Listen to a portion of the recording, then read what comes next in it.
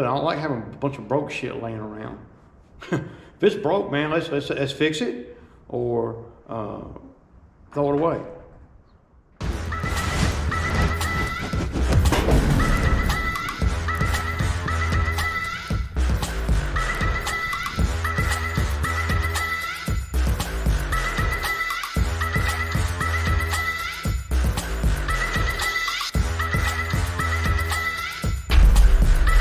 Okay, so we're over here. Well, I'm over here. I'm just looking at it today. Obviously, it doesn't need it yet. It's not my ideal property. You got to edge it, you know. And there's a pretty good bit of grass in the front anyway. And it's gonna, you know, this is a sign that the Bermuda grass is. Well, this is a sign that folks that have this property, they definitely treat it. So that kind of tells you their mindset off the muscle, right? Because this Bermuda right here is it's definitely treated. Because there's no little, I mean, well, there's very little weeds and stuff in it. So I should have brought my phone so I could call him, because he was saying something about the back area. He may want me to bush hog some stuff. A lot of people, you know, do. So yeah, I mean, it's definitely one of the better ones, it looks like, as far as the grading goes.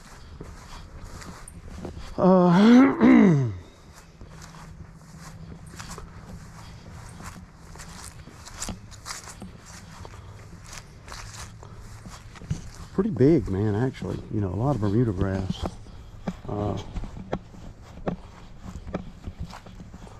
Now, we're looking at the yard, but he mentioned on the phone, you got to listen to him when you're talking to him. He mentioned on the phone he has some stuff in the back area. So I'm thinking that this is the back area. Now,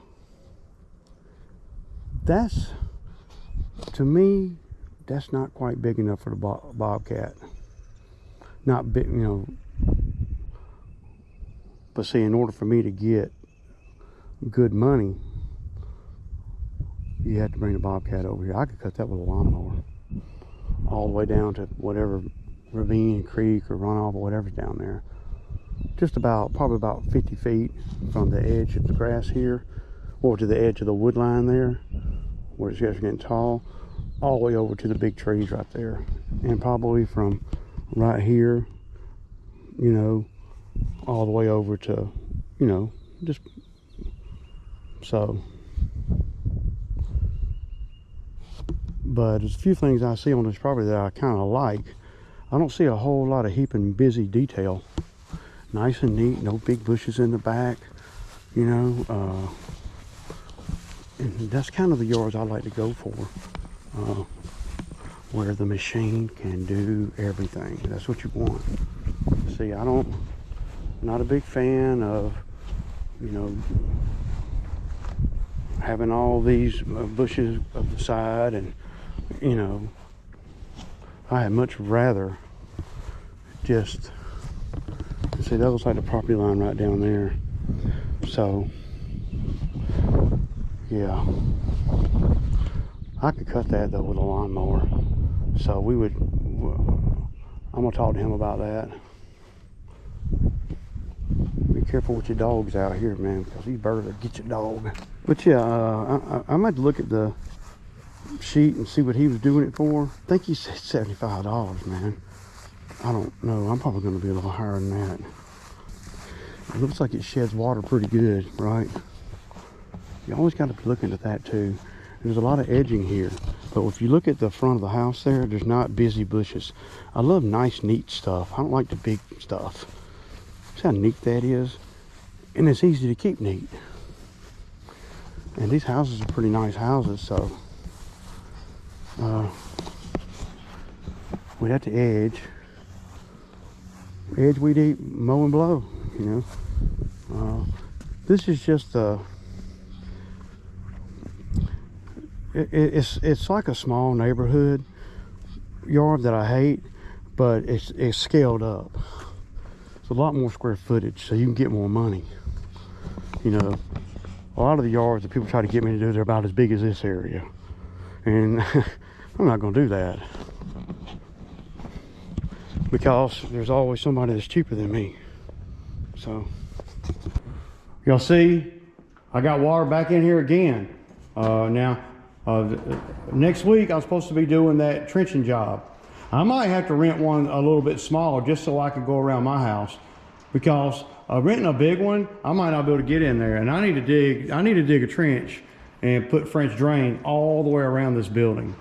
So I'm going to rent it for a week, like I said. I don't know that I'm going to rent it from Sunbelt. The Bobcat dealer also rents machines. They said they got a 20 horsepower, but a 20 horsepower might be too big. It's 7,000 pounds, man. I'm not worried about digging over there at Buddy's house, because I know that any of them will do that. But I need to have a one that's real narrow to come in here between this door and the fence. If not, then it ain't worthy of me, you know, getting it for a week. We'll be digging it out anyway. But I'm gonna put a trench in here all the way. I'm gonna put a trench all the way around this building, all across the front here. A trench with pipe in it. Yeah, I'm not gonna worry too much about the fabric because, well, I'm not trying to get grass to grow or nothing. It's always gonna be gravel or concrete. So I'm gonna dig a nice wide trench right here and put pipe in it. It might be about 2 feet deep. It's gonna be anything that I do, y'all, on this building is gonna be overkill. You know, just like so far so good. You know, I got 150 amp power. I probably don't need that much, but that's what I got. I got 6 of these hyper lights. I probably could have got away with 4. I got plywood and 5/4 decking all the way around. I probably could have got away with thinner plywood and no pressure treated wood. You know, I got that pegboard there. I could have got away with some cheap pegboard. You know, so it pays dividends to spend if you can. Now, you don't want to miss a meal, and you gotta too keep in mind that I'm in a different place in life than a lot of you guys. But you always got to know where you're at in life, right? You don't want to spend money and take away from your family, for sure. I never did, and that's one of the reasons why it took me so long to build, because I had to, you know, pay my mortgage and all that, man. So in life, if you're 35 and you got kids, see, you're not in the same place.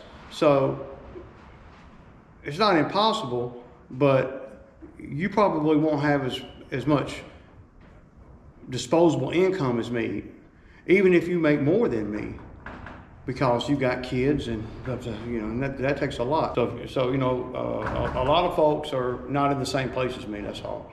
And you could be making, you know, $200,000 a year.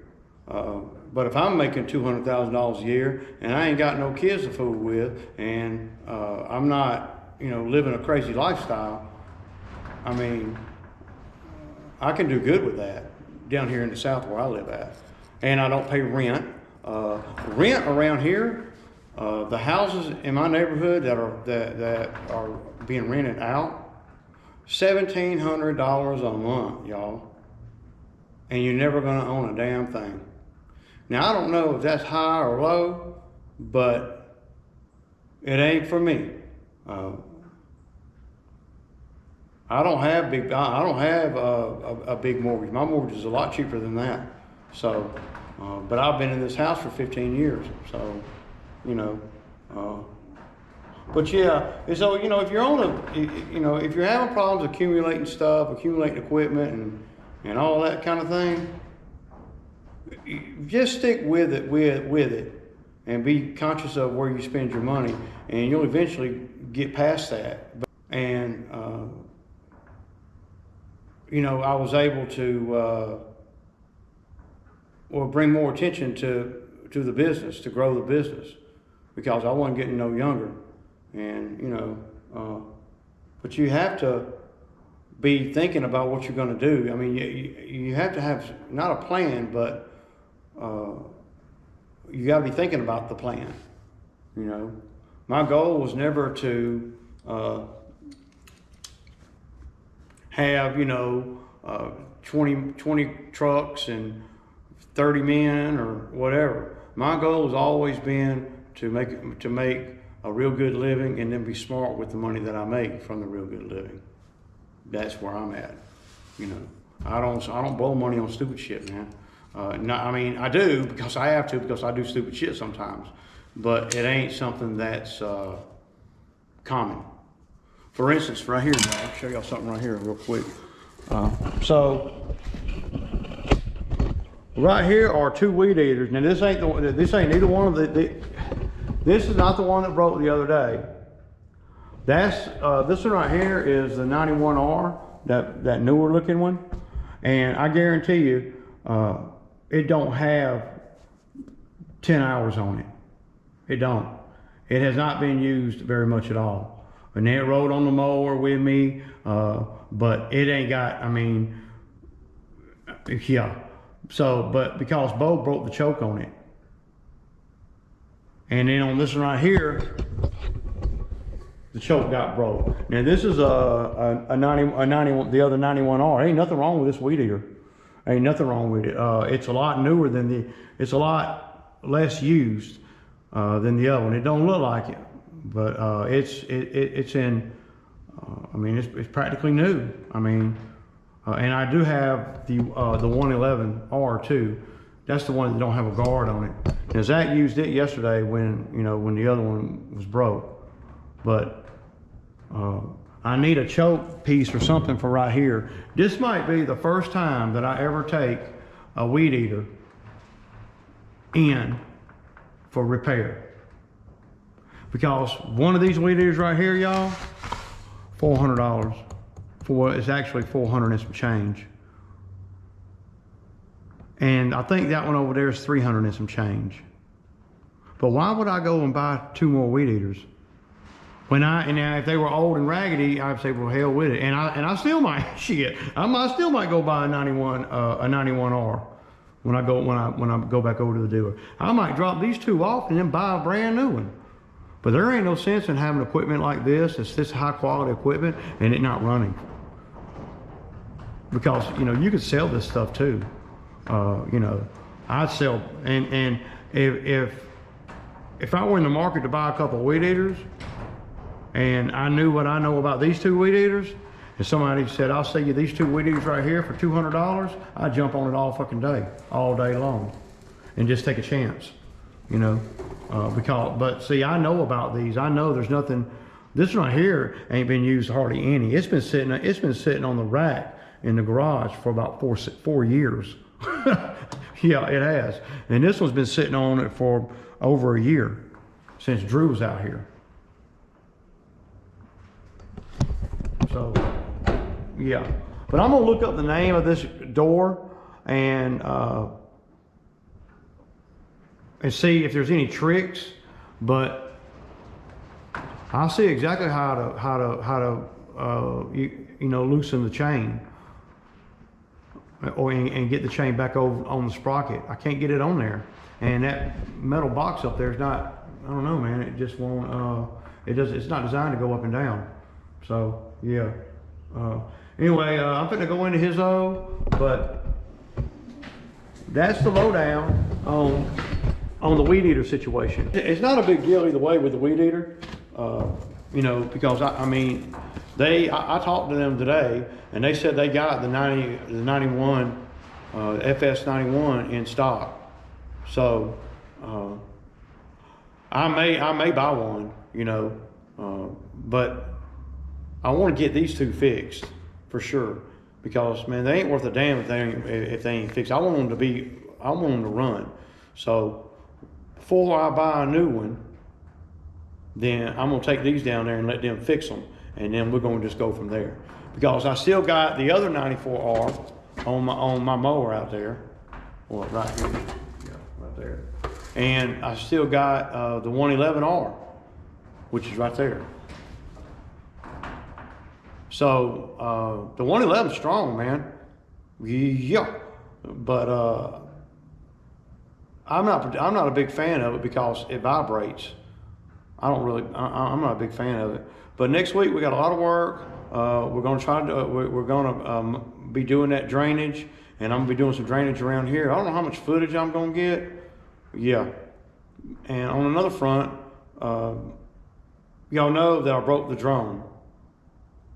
You know, I crashed it. Well, I was in the building here, you know, and it went up. I crashed it. It hit one of the lights and hit the concrete floor and popped the wing out. So I sent it over to a place in Winder, Georgia, and he called me and said he got it. He got the diagnostics done on it. It's going to cost me about $190, man, to get the drone back. But, you know, it's a $1,000 drone, so it's worthy of that. And it shoots great footage. I don't use it that often, you know, but I like to have the ability. I don't like having a bunch of broke shit laying around. If it's broke, man, let's fix it or throw it away. That's why almost everything that I got works and runs. You know, I got these two weed eaters that just been in the garage for years, and I'm gonna get these two fixed. I bet you I can get them fixed for less than $200.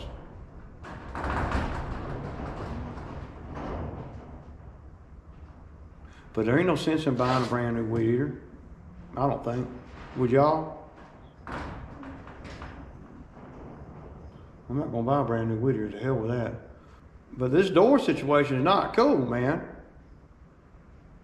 And I know I could probably call them and tell them, and they'll see the video. One of the guys that works there, a couple of the guys that works there are subscribers. So maybe I'll text him and tell him, hey man. I tell you what I really like to do, y'all, is have garage doors.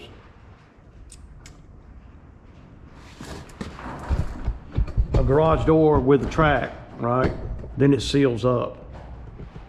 See, and to do that, the garage door company, local company around here, quoted me for that size door, $5,000 to put a garage door in there. And that would be with the automatic roll up and everything, $5,000.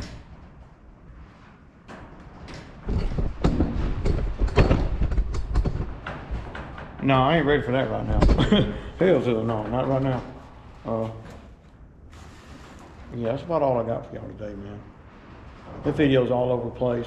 I did get the Ethernet cable ran through, so now, so where do y'all think I should put my TV, man? I'm gonna buy like a 70-inch TV for out here. Where do y'all think I ought to put it? Do y'all think I ought to put it? I'm thinking about putting it right out, right here. Hanging it up above the board. Maybe even blacking out that window and putting it right there in that square where the window is. You know.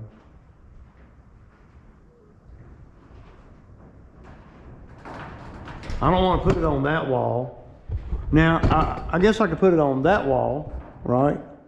Or I could put it in the back under my sign back there.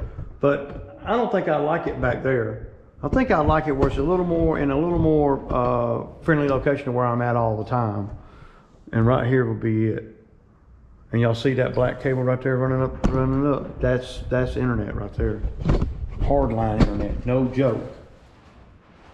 But yeah, y'all. So another thing that I bought, and these are cheap, man. So this right here turns one internet connection, right, into like 4. So you plug into one plug here, and then you got 4 plugs, and it's all hardline. Everything up here is hardline. There ain't no, I mean, there's Wi-Fi up here, but there ain't no, nothing up here is run off of Wi-Fi. It's all cellular or hardline. So if I put this right over here somewhere, then I can plug multiple devices into this straight into it, like a TV, right? Because I'm not going to buy a TV that's not smart TV. So because a lot of times I'll go in and out of the house trying to fix something, and I want this shop to be, I want it to be macking, you know. So yeah, I like it, man. I like it a lot. So what you'll do is you'll go in right here, and then you got 4 plugs. It's perfect for an area like this.